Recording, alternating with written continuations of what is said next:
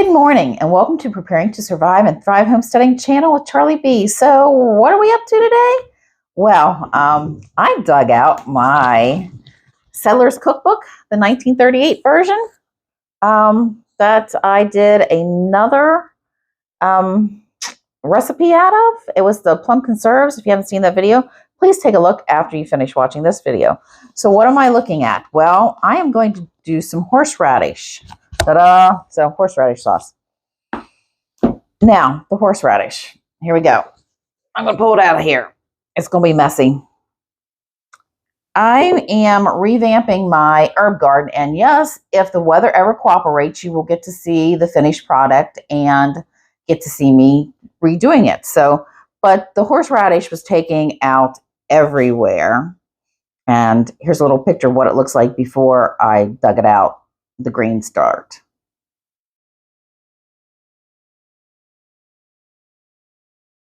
Okay, and this is what it looks like after I pulled it out and cut off the green stuff. It's just one, it looks like a root because that's what it is. Okay, and I have several big hunks of it and a couple smaller ones. So I've had them soaking in water for several days now in the refrigerator to make sure that they stay crisp. So what I'm going to do is I'm going to take a shaver and shave off all the hard, crusty skin, okay, on this to make it more clean, like something that would look like this. So, but come down here and I will show you here in a minute. Hang on. Okay, so there's a shaver. I got that from Amazon, and here's the root. I'm just going to pull it out and just start shaving it just like I would a carrot. I'm going to hold it over the sink and just throw it in the bowl that's in there. It's a little hard, but it works. It'll make it look so much nicer and so much cleaner.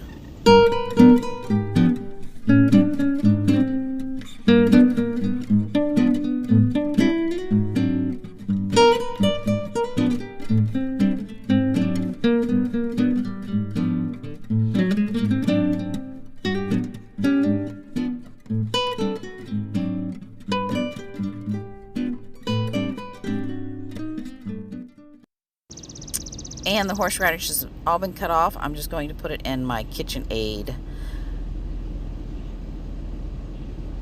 And I'm going to put it in the slicer, but I'm going to shred it.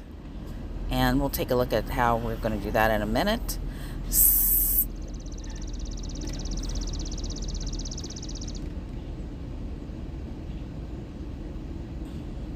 I put this on the smallest shred, and we'll be back in a few. And you can see what it looks like. It's nice and shredded. It's already getting a very strong scent. Well, this is one wicket concoction here. This is definitely opening up my nose. I can smell, so if you ever have any allergies, there you go. I am weighing this.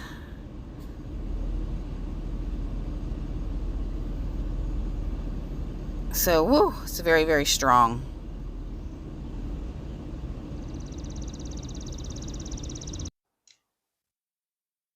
Okay, so I got a little over 1.5 pounds of the horseradish, and this stuff is very potent. So I'm going to use 5 tablespoons for every pound of horseradish you have. You're supposed to use 3 tablespoons according to this direction. So I've got slightly over, and I'm going to go ahead and use 5 tablespoons because I have slightly under 2 pounds. And 5 tablespoons, to make it easy for me, is 1/3 cup of sugar. I'm going to pour that right in there.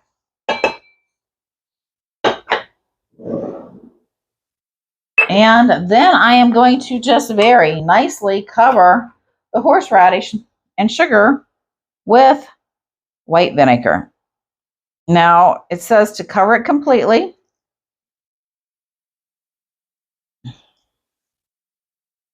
So we're more than likely just pickling this. So you can see how I shredded it. This will definitely be done outside where I can get fresh air in the future.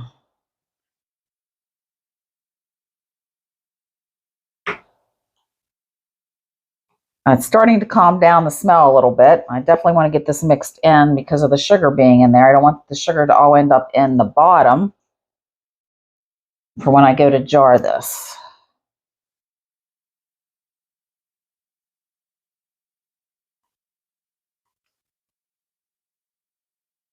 Now, this book doesn't exactly say how to preserve it, at least not that I have found as of yet.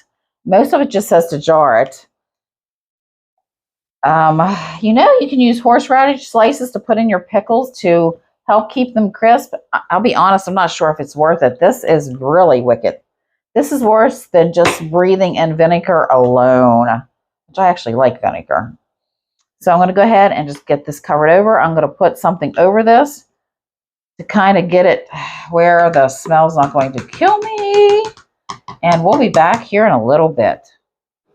Okay, so I am back. I got my kitchen cleaned up some, and I can breathe again without it burning because the horseradish is very, very potent. So, like I said, I have over 1.5 pounds, which comes out to slightly over 8 cups if you add the sugar and the vinegar to get it covered. And I'm going to pull out a dipping spoon, a ladle, and I am going to start getting this into jars. Okay, so I got my ladle out, and with this having vinegar in it and sugar, all I'm going to do is water bath it because it does not really state how to bottle it, as they refer to in the 1938 Tattler's cookbook. So I'm going to do it like I would pickles, and since it's got vinegar in it and sugar, and I'm going to just go ahead and steam can it, which is the same time and just like water bath canning it. And that, what you hear in the background is the little robot vacuuming. Sorry, but I can't send it away because I really need to vacuum. I'm going to make sure that I don't get all broth or all vinegar in my containers. So I'm going to actually have to probably pull this out, and then as I get some of it in here, I'm going to go ahead and add more vinegar to it whenever I go. Now these are only 8-ounce jars. I am going to fill them up as far as I can. And then I'll add the vinegar to it. Sorry, I know I'm left-handed. I really need to turn this around on you so you can see what I'm doing. And with this being a pickled recipe, I'm going to go ahead and kind of smush it down a little bit. Give it a little tap.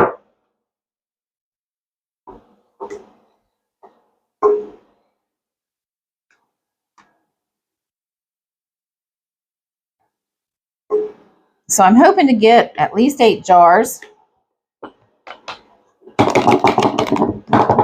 I'm not sure I'd want to give any of this away because this is really wicked to make.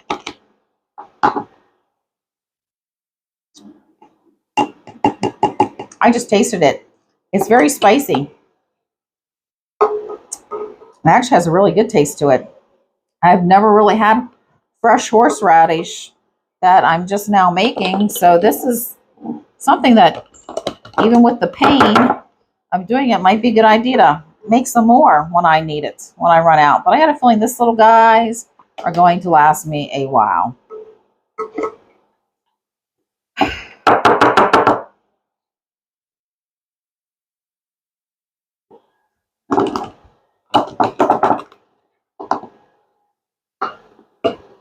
So let me get these all bottled up, and I'll be back whenever I go to start filling them with the leftover juice.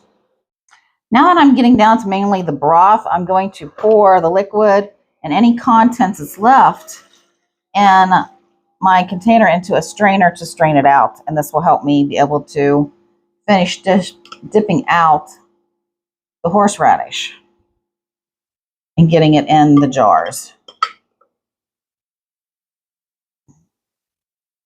Woo, that stuff is potent. It's going to make my eyes burn and water and sting again. I can see that already.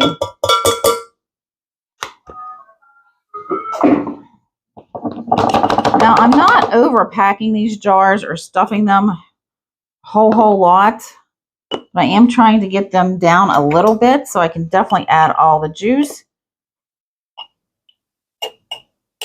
And this won't be completely filled up, per se, on all of them. So let me just kind of pack this down a little bit. And you can see how much is in it. Trying to go with more of an even amount in all the jars, if possible.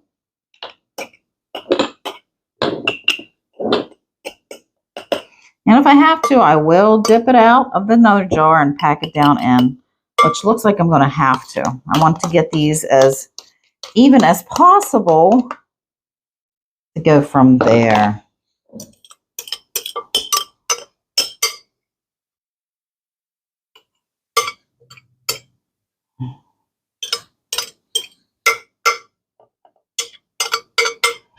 This will definitely have to be evened out a little bit more because I know I have a couple jars that are more packed down.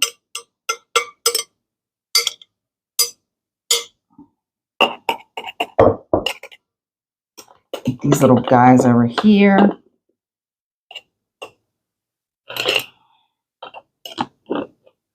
Tell the ones that I started with, I packed down more. And that's okay because it's very simple to go in and correct.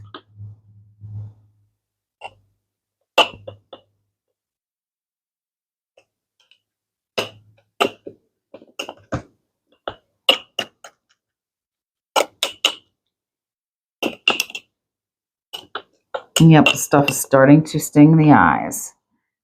Okay, I'm going to go over here and turn down my steam canner down to low. So that water's already hot and we'll get going. I'm going to pour this back in to the measuring cup. And I'm going to start adding.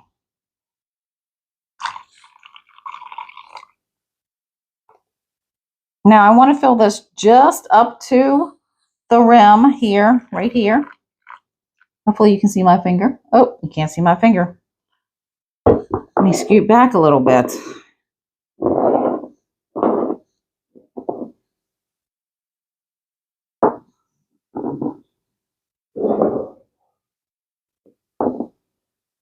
I'm going to fill it up here, right there. If I have a little bit extra, I could fill it up probably a little bit more.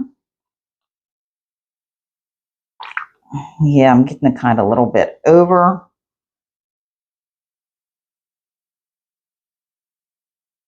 Easier to see it when I'm doing it without the blue funnel. Now, when I was cutting this up, I swore I'd never make this again because it was burning my eyes. It was just, yeah, it would definitely, when I make this again, it will definitely be on the outside. Okay, looks like I'm going to have a lot more juice left. I'm wondering if there's anything I can actually do with this little guy with a little bit of juice. Well, it'll definitely be potent, the horseradish will. Might go ahead and just go ahead and put this in here in a jar. I'm wondering how it will taste.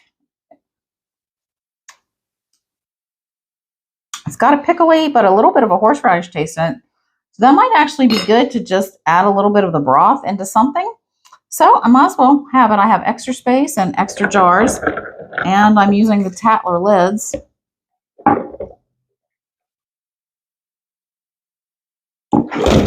Oops. Well,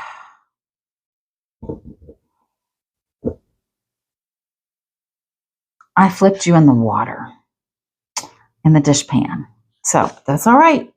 So I'm glad you all enjoy my goofiness, but not trying to be goofy. It just so happens sometimes.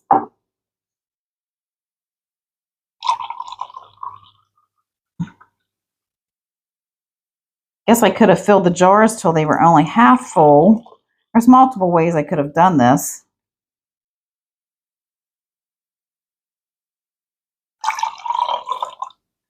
Yeah, not really enough to say for that little one, but hey, I guess we'll see, won't we? Now I'm going to get a paper towel and start wiping the jars off. Okay, so with the Tattler lids, they're a little different than the ball lids. And what they have is a white lid, then we have a seal that goes on to the little lid, and then we have the ring that we would use for the balls also. And I'm going to just do one here real quick to show you. I'm going to wipe it off with some distilled vinegar. I'll wipe them all off real fast.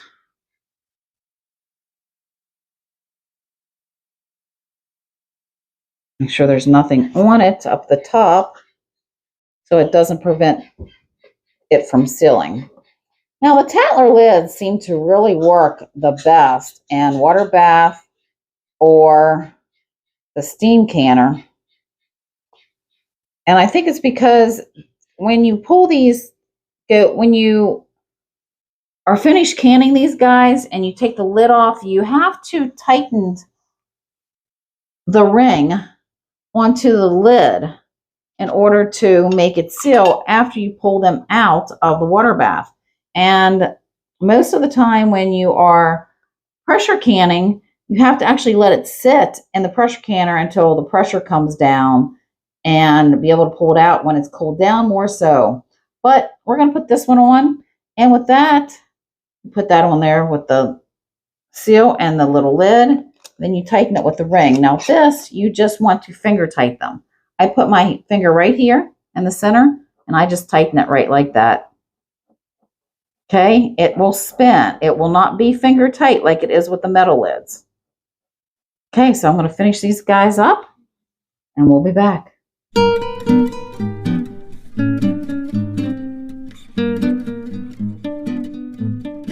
Okay, I've got the jars in here, 8 of the horseradish and 2 with just the vinegar brine sauce, liquid, whatever you want to call it. And this is the steam canner. There's been many videos, any of my jelly videos or surf videos, you'll see me using this.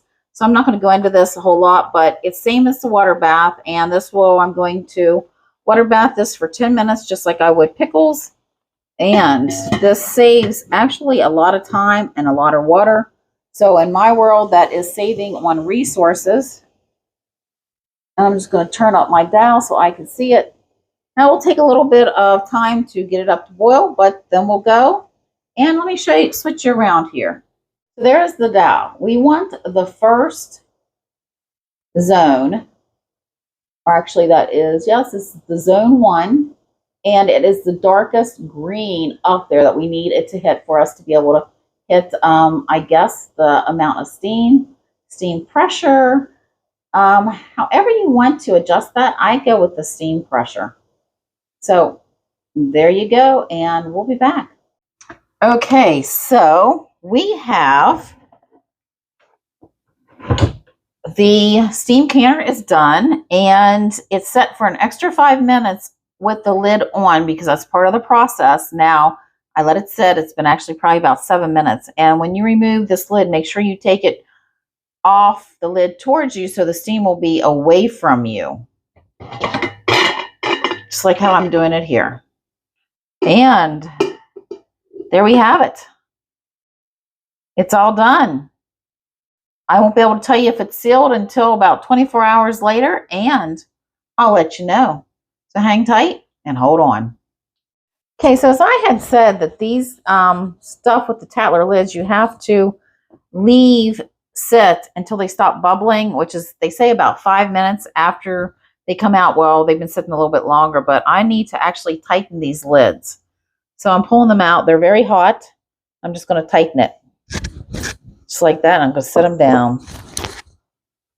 Try not to burn myself. And hopefully these will all seal. And I will be able to let you know for that, and like I said, in about 24 hours. Well, we are back and we've got our horseradish done. Yes, all of them sealed except for one. So I've got 8 jars of horseradish. This will go into the refrigerator because it did not seal. And these 2 are of the juice, the vinegar and sugar and horseradish concoction that goes over the horseradish. And we're done. So bring you up to my face so you can see me. Well, there you have it. The horseradish, I'm so happy. Even though it was really strong to make, it was something I've never done before, and I'm actually very, very happy I did it. Maybe in the future I'll do it again, but like I said, I'll be cleaning it and shredding it outside, or at least on the enclosed porch with windows open, because this is wicked, wicked, wicked, wicked smell. It will definitely clean out your nose if you got a cold and help you breathe so much brighter. So, well, there you go. And some more stuff from my stores. And remember, if you like my content, like, share, and subscribe. And Charlie B signing out. I'll be seeing you soon. Oh, don't forget to like, share, and subscribe. I'll be talking with you soon. Bye.